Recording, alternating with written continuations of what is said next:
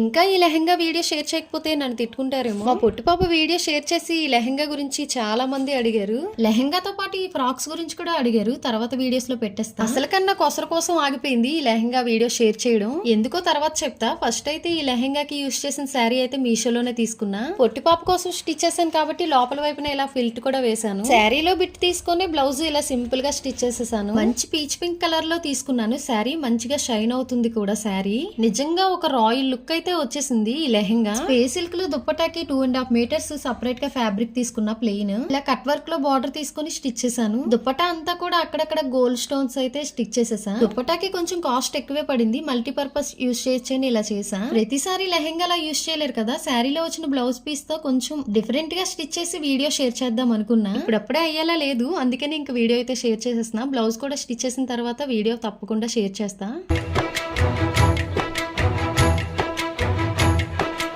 ఏలే ఏలే మరదల